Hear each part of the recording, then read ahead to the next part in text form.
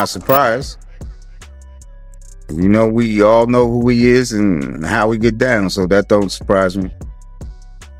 The evidence that's already coming out in the criminal trial? No, I'm not surprised. I experienced some of those things. Witness violence. Everything we thought we knew about Shakur's end might be a lie. Was hip-hop's most iconic star forced into exile by his greatest rival, Sean Diddy Combs? That's the whisper-igniting late-night group chats and breakfast tables from Harlem to Havana. As the smoke clears on Diddy's so-called untouchable empire, now rattled by a parade of federal agents and high-string attorneys, there's an eruption of new claims that Shakur himself could be alive, lurking just beyond the spotlight, planning a return that might upend the very roots of hip-hop history. The very suggestion has Diddy's defense team sweating through 1,000 shirts, scrambling to plug leaks, and wondering whether the biggest secret in rap is about to detonate in open court. Every newspaper, every live stream, every nosy neighbor wants to know, did Diddy eliminate a rival, or did he get played at his own game? 3 law firms on retainer. I don't know how much money is coming in, but I know that a lot of money is going out every single month for Diddy. This new theory doesn't just dust off old rumors. It suggests a chess match that started in the 90s with the East Coast-West Coast feud and still hasn't ended. We're not talking about some backroom rumor mill. We're talking about fresh cracks in the story that's been served up to the public for decades. The tale goes like this. Shakur, at the height of his fame and paranoia, realized the streets were too hot, too many enemies, too many jealousies.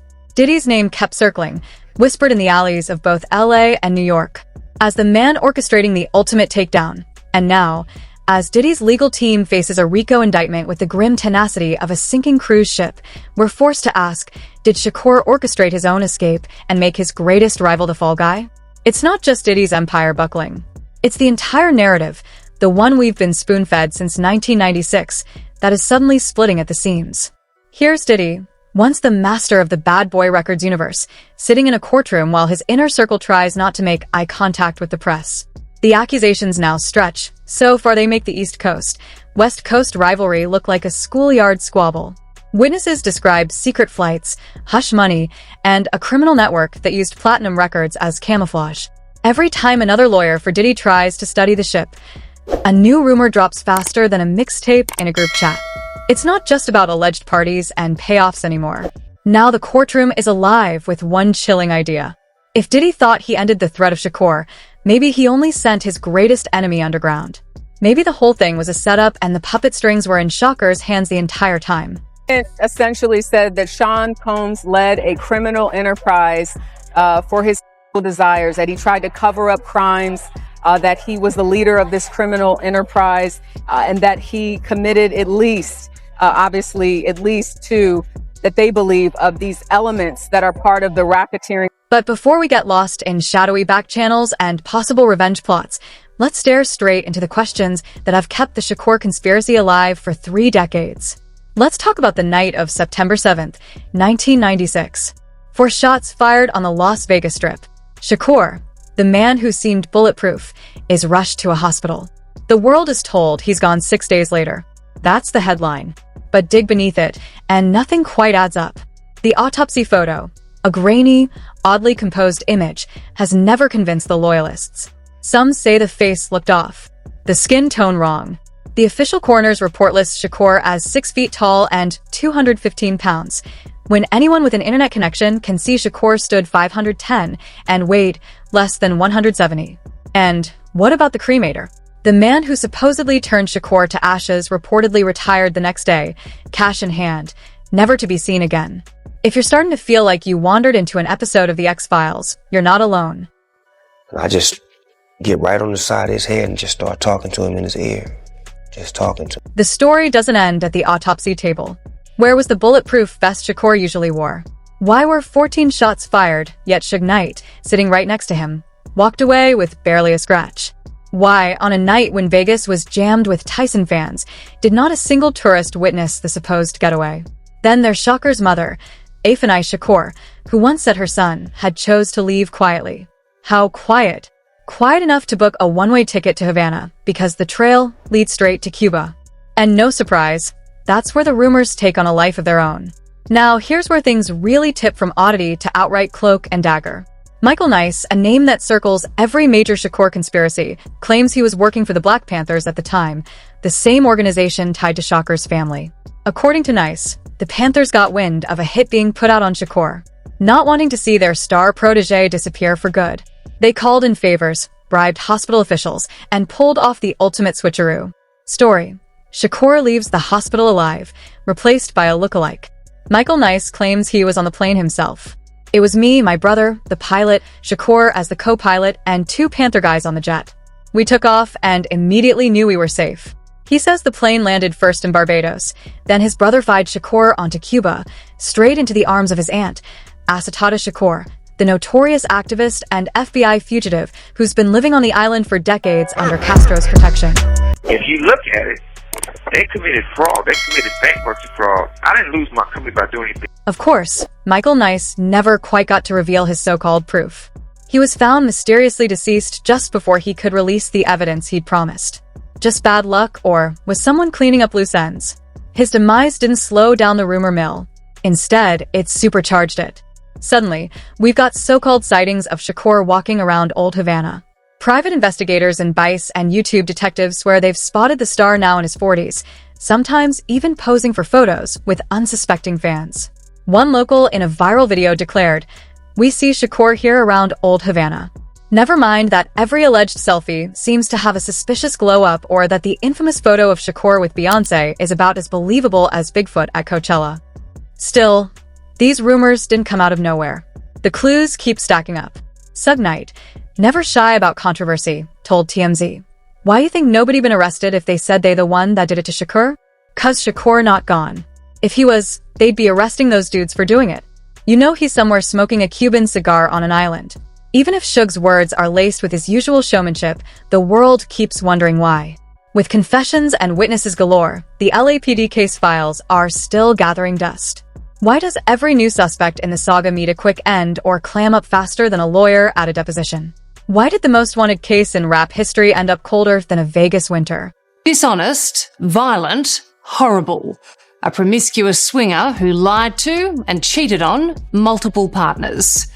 Incredibly, that's how Sean Diddy Combs' own lawyers describe the billionaire music mogul, currently facing serious sex trafficking charges in a New York court. This is where the plot takes a hard left turn and lands straight at Diddy's front door. Diddy, once hailed as hip-hop's Midas, is now fighting for his legacy in courtrooms. From Manhattan to Miami, he's been called everything from an innovator to the Jeffrey Epstein of the rap world. Forget mogul.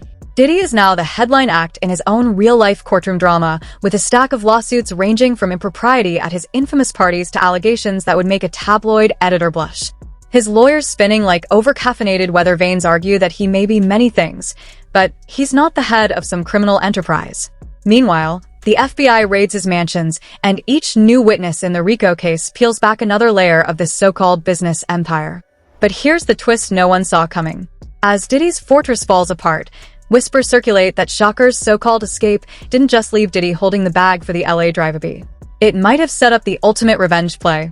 More than one industry insider claims that for years, mysterious funds have been drained from Diddy's companies. Little leaks, hidden royalties, maybe even the occasional untraceable transfer. And where did all that money go? The speculation is wild but persistent. Shakur used that cash to build a ghost label in exile. The kind of secret operation that could funnel his unreleased music to the world, fund a new movement, or bankroll whatever endgame he's been plotting from the shadows. You think people had this misconception about Tupac and what he was? He had two sides to him, yes. I'm not going to say he didn't. He was, but at the same time, he just, whatever he believed in, that's what that was just he voiced his opinion for whatever it was that he believed in, but he also had this caring love inside that a lot of people didn't. It sounds almost poetic. The star who rapped about Machiavelli, who wrote Exit Shakur, Enter Machiavelli, not just faking his own end, but setting up his nemesis for a public unmasking. Could Shakur's revenge be hiding in plain sight, waiting for the perfect moment to strike? The tension is so thick you could slice it with a press pass. Every day, the courtroom drama grows stranger. Diddy's team panics. The industry starts whispering, are we living through the final act of the longest con in hip-hop, or just watching the biggest myth in music unravel in real time? How many people came through his orbit? How many people could this have happened to? And how did he get away with it for so long? If everything about this wild saga is true, if Shakur is alive and in hiding, and Diddy was outplayed in the world's boldest game of misdirection, then the stakes for Diddy couldn't be higher. We're looking at more than just lawsuits and reputational flameouts. We're talking about a legacy vaporized by secrets. A business empire suddenly under siege, not only from federal prosecutors, but from the ghosts of the past. The whispers about Diddy's so-called cleanup crew now sound less like urban legend and more like a playbook. There's no shortage of tales about loyal insiders paid off to keep their mouths shut or tie up loose ends. Insiders who reportedly handled the messiest fallout from that Vegas night, making sure anything that didn't fit the narrative just vanished. A hospital staffer who cashed in a year's salary overnight. A coroner who moved out of state with no foreign address. Paramedics who forgot details during interviews citing stress, fatigue, and curiously sudden out-off-country vacations. The pattern feels almost scripted. He was responsible for Diddy's day-to-day life, so he is able to provide a lot of information about what that life was like. He goes into detail on extensive... Michael Nice, whose claims about smuggling Shakur out of the country fan the flames of speculation, met his own bizarre end just as he promised to unveil irrefutable proof. We know his demise sent the online conspiracy world into meltdown. Was it bad luck? Maybe. But it landed with the kind of timing that makes anyone tracking the story take a second look. And then there's a matter of alleged bribes. Claims that fat envelopes of cash changed hands among hospital workers, mortuary staff, maybe even law enforcement. None of this has ever been confirmed by an official source, but it keeps coming up in interviews with people who hover at the edges of the bad boy universe. The story always ends the same way. Witnesses lose their nerve, move away, or simply refuse to talk. Quite sure everything, I am death row. Suge Knight is death row. So I'm quite sure before it's said and done, all eyes on me and Machiavelli out of Fox are definitely coming. I'm quite sure everything I am death row. Suge Knight is death row. So, I'm quite sure before it's said and done, all eyes on me and Machiavelli out of Fox to come back. If Diddy did have a cleanup crew, we have to wonder what else has been swept under the rug. What other secrets were incinerated with those files? Which pieces of evidence never made it into the light? And who's still living with what they saw? Diddy's legal troubles today. His team facing off against charges of racketeering, transportation for illicit purposes, and enough freak-off party allegations to fill a tabloid's backlog for months suddenly look less like a string of bad decisions and more like the unraveling of a carefully guarded operation. If the empire is built on half-truths and sealed lips, how much longer can it stand when the world is finally looking in every dark corner? The story takes another dangerous twist inside the walls of a California prison. Suge Knight, forever tied to the mythos of both Shakur and Diddy, is serving time on unrelated charges, but keeps finding ways to insert himself back into the conversation. According to one documentary producer who visited him for interviews, Suge allegedly hinted that Shakur warned him about the plan to disappear. The implication is explosive. Suge Knight, the West Coast power broker, may have been in on the play from the start, acting as the unwitting decoy while the real show happened off stage. Or was he kept in the dark, just another player in someone else's script? In a rare statement to TMZ, Suge cryptically said, "Justice for Shakur is coming, Keefe, and now Diddy." Most observers dismissed it as jailhouse bravado, but the fact remains Suge has never publicly confessed the full truth. Every time new evidence or a suspect emerges, Suge appears to have an opinion and just enough plausible deniability to keep the myth alive. Day 17 on the Diddy trial as the biggest one yet. Guess what? Bingo, you won, because today was probably the most eventful day as far as things that happened that were said on the stand, and most importantly, things that the judge said, because Diddy almost got kicked out of his own. Did Suge Knight knowingly play along with Shakur's escape? Or was he left holding the bag, watching as the biggest secret in hip-hop slipped through his fingers? If Suge decides to open up, it could tear apart everything the public has accepted about the Vegas shooting. Because if Suge knew and let it happen, then the conspiracy is bigger, deeper, and more orchestrated than anyone wants to admit. 3 people in a car, 14 shots, a worldwide manhunt, and a missing superstar. If the truth ever comes out, the ripple effect would shake the foundations of both coasts. And now, With Diddy facing a legal blitz that feels more like a mob takedown than a celebrity scandal, every unanswered question echoes louder. Prosecutors throw around the term criminal enterprise.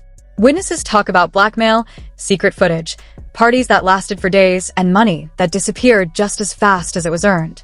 Diddy's defense, the same tired spin. Maybe he was wild. Maybe he made mistakes. But he wasn't running an organization. Yet, as each new lawsuit drags him back into the headlines, even longtime associates are peeling away.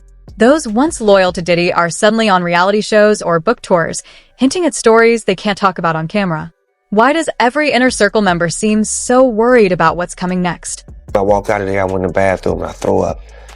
And just laid on the floor for like 30 minutes. His mama came in there. Then as soon as I walked out of there, I went in the bathroom and I threw up and just laid on the floor for like 30 minutes.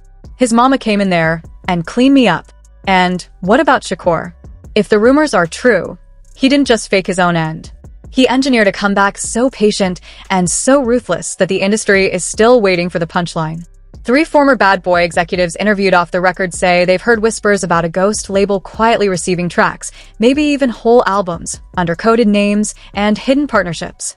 If Shakur is out there laying the groundwork for a return, then what will that look like? A viral drop on the anniversary of the Vegas shooting, a live stream from an undisclosed Caribbean address with unreleased music and a tell, all about the night that changed everything, or something even bigger, a coordinated takedown with Shakur and his exiled Panthers, ready to expose everything that's been swept under the carpet since the 90s? The possibility of Shakur's return and the chaos it would unleash keeps every industry insider awake at night. Would his reappearance spark lawsuits, confessionals, maybe even criminal charges? Would it vindicate every conspiracy theorist who spent years combing through clues? Would it destroy the reputations of those who thought their secrets were safe forever? As one LA radio host recently said, if Shakur walks out of the shadows, Diddy's world isn't just in trouble, the whole industry gets scorched. There's a reason artists from Eminem to Snoop Dogg keep referencing the story in their tracks. It's the wound that won't heal, the legend that won't rest. The feds, Al Capone style, have not charged everything under the sun. They've charged 3 main charges: racketeering, trafficking, and the transport of a... And I'll tell you, I don't know about the racketeering charge. It's pretty sweeping. And I'll tell you what the general elements. And if Diddy's house of cards finally collapses, maybe this is the reckoning the hip-hop world has avoided for a generation. Maybe the fans, the bloggers, and the street corner philosophers were right all along. Maybe the biggest secret in music is still hiding in plain sight, just waiting for the right moment to turn everything upside down. Every day Diddy's case drags on. Every new piece of evidence leaks. Every shaky denial from a lawyer pushes us closer to that edge. As Diddy sits in a courtroom wondering which ex-employee or old rival will flip next, we all wait for the next bombshell. The trial might be about alleged trafficking, illicit parties, and shady money, but under the surface, it's always about Shakur. Always. So, what if Shakur is still out there, ready to step into the light and tell his side of the story? What would you do if you saw him on your For You page tomorrow dropping new music and naming names? And if Diddy's empire is built on secrets, how much longer can those secrets survive the world's glare? Let us know what you think in the comments. Could the greatest comeback in hip-hop history be right around the corner? Or is this all just a fever dream cooked up by a world hungry for drama? Either way, thanks for watching. Keep your eyes open. Trust no one.